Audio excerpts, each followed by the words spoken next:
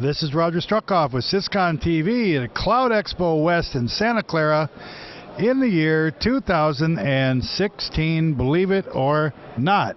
We're joined by Richard Blech with Secure Channels, and we're going to talk about what he does for a living, not what I do for a living. Welcome, Richard, and tell us about your company and what you do. Great, thank you. It's a pleasure to be here, and I'm here as the CEO and founder of Secure Channels. We're an Irvine-based cybersecurity firm that specializes in engineering security solutions, both at the software and hardware level. And I'm here to introduce some of our IoT security solutions. So the IoT DDoS attacks a couple of weeks ago. It seems like security is something people think about when it's too late, and with the IoT, it seems like that's going to be even worse. Do you agree with that, and what are you doing about it? Absolutely, and I've been saying this for actually years before IoT became the growing trend, is that security cannot be an after-the-fact afterthought, which is what it's become. And IoT devices are great. It's incredible innovation that's connecting all of our devices in the world to each other. It's adding efficiency, but they think of security as an afterthought, as, oh, let's plug that in after. And no, no, no. Hackers are always a step ahead. They're very sophisticated, and you have to think ahead of them and build in the solutions in the IoT devices, in the layer, in the security stack, and be part of best practices in order to protect the end result of what you're trying to protect. Again, no one thinks that your refrigerator is going to be your surface vector that the hacker will go in to get to critical data somewhere else down the line, whether that's your social security numbers, your bank information, health information. No one would think to get to it through a refrigerator, but in fact that's exactly what's happening now. Well, I was listening to someone today describe these attacks of a couple of weeks ago as being very insidious, in that there were a lot of devices involved, but each device was communicating just a little bit. So the owners of the devices were unaware of it.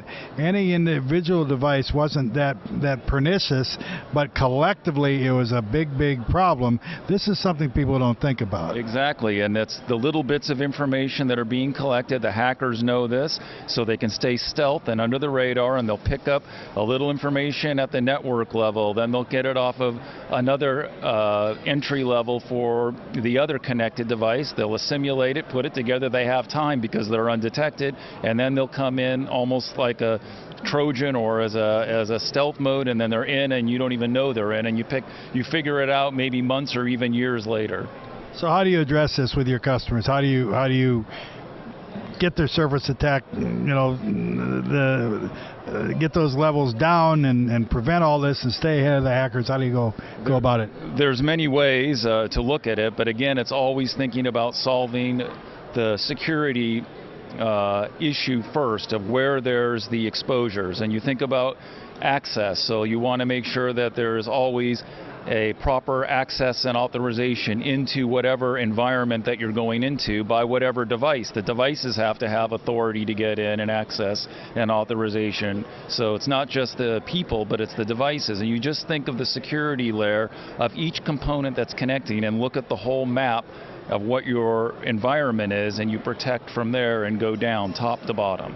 Yeah, I meant to say attack services before. Yep. So my guess is, are you working with customers who are implementing IoT or with the device manufacturers, and how do you get them to recognize that they may have attack services that they haven't even thought of?